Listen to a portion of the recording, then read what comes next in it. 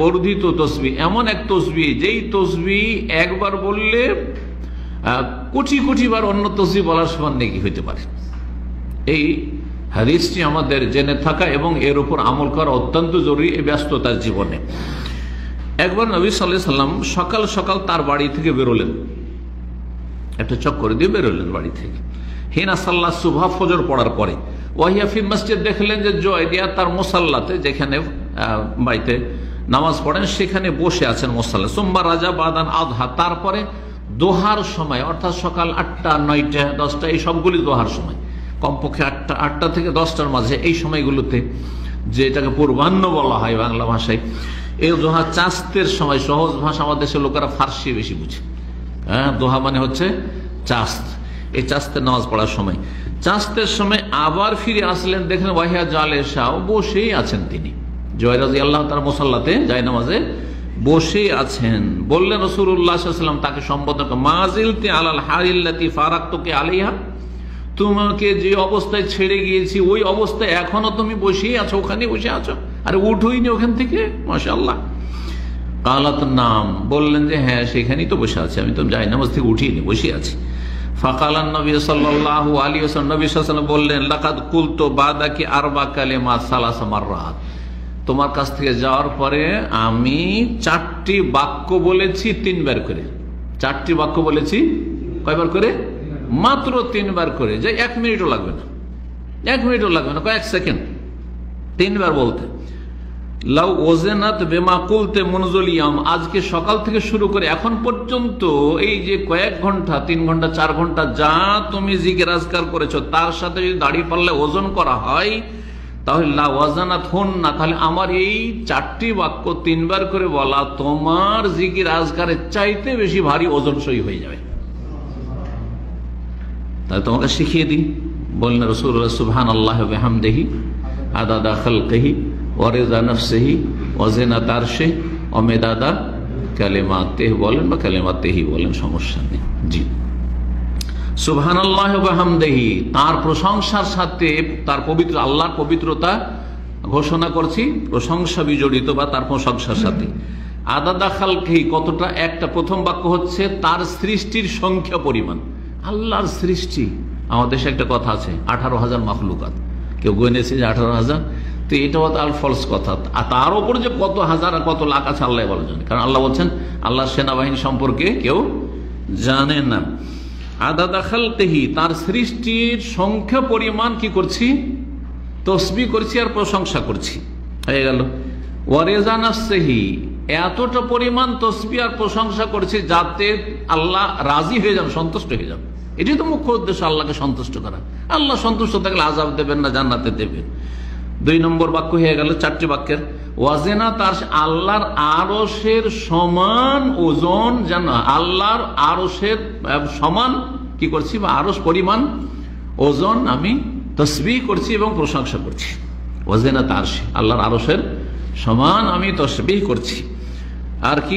ওয়া মিদাদা কালিমাতিহি, আর আল্লাহর গুণগান কালেমাত লিখার জন্য, লিপিবদ্ধ করার জন্য যে কালি লাগে, হ্যাঁ, অতটা পরিমাণ আল্লাহর তসবিহ এবং প্রশংসা করছি। আর কোরআনে কারিমে 2টো আয়াতে বলা হয়েছে, সূরা লুকমান এবং সূরা কাহফে, যে দুনিয়ার সমস্ত কিছু কিছু গাছপালা কি করা হয়, ওয়ালাউ আন্নামা ফিল আরদি মিন শাজারাতিন আখলাম, যত গাছপালা আছে, খড় আছে, সবকে যদি কলম বানানো হয়, ওয়াল বাহরু ইয়ামুদ্দু মিন বাতিস সাবাতু আবহুর, 7 সাগরকে যদি কি করা হয়, হ্যাঁ, কালি বানানো হয়, মা নাফিদাত কালিমাতুল্লাহ, আল্লাহর গুণগান লিখে শেষ করা যাবে না, আল্লাহর গুণগান লিখে শেষ করা যাবে না। আল্লাহ এই করেন, আল্লাহ এই করেন, আল্লাহ এই করেন। চিন্তা করুন, একটি কথা শুধু চিন্তা করেন, এই যে দুনিয়ায় মুসলিমরা আছে, কাফের তো আল্লাহকে ডাকে না, ঠিক না? মুসলিমরা আছে, মুসলিমদের সিংহভাগই আল্লাহকে ডাকে না, ঠিক কিনা? অল্প কয়জন ডাকে, শতকরা ধরেন 5 জন, তারও কম, পরিসংখ্যান তো 2 জন আসছে, তো 5 জনই ধরলাম, শতকরা 95 জন বাদ দিয়ে দেন মুসলিমদের।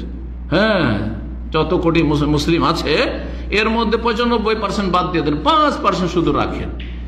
এরা যে আল্লাহর কাছে দোয়া করছে, তার মধ্যে কত দোয়া আল্লাহর কাছে একসাথে উঠছে, কত দরখাস্ত হচ্ছে, পড়েন বলেন তো, কত দরখাস্ত আল্লাহর কাছে পড়ছে।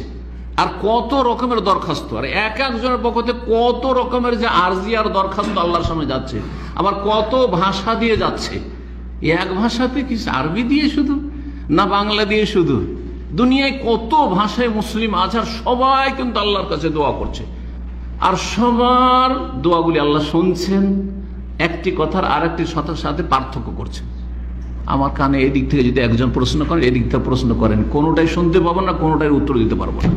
কত দুর্বল আমি! তাহলে চিন্তা করেছেন কোনোদিন এই কথাটি?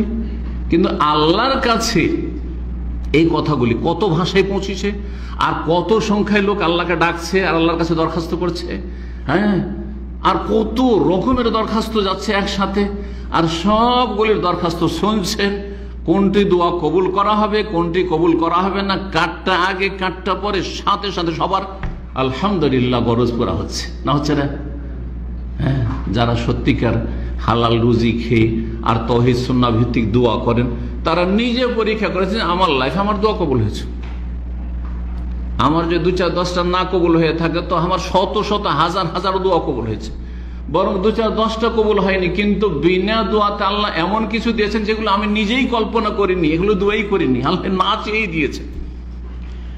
এ তো একটা দিক আল্লাহর কালিমাতের, আল্লাহর গুণগান প্রশংসার হইল। এছাড়া যতগুলি আল্লাহ রাব্বুল আলামিন নিয়ামত দিয়েছেন, এক একটা নিয়ামত নিয়ে চিন্তা করে দেখুন তো, দেখি কিভাবে চলছে এই সমস্ত আল্লাহর যে কারখানা, আমার শরীরে, আপনার শরীরের ভিতরে, বাইরে, দিগন্তে, ওপরে, নিচে আল্লাহ রাব্বুল আলামিনের নিয়ামতের শেষ নেই। ওয়াইন তাউদ্দু নি'মাতাল্লাহি লা তুহসুহা। আল্লাহর নিয়ামতকে গণনা করে শেষ করতে পারবে না, আল্লাহর প্রশংসা করে শেষ করতে পারবে না, আল্লাহর কালিমাত আল্লাহ রাব্বুল সম্পর্কে লিখতে গিয়ে লিখা শেষ হবে না।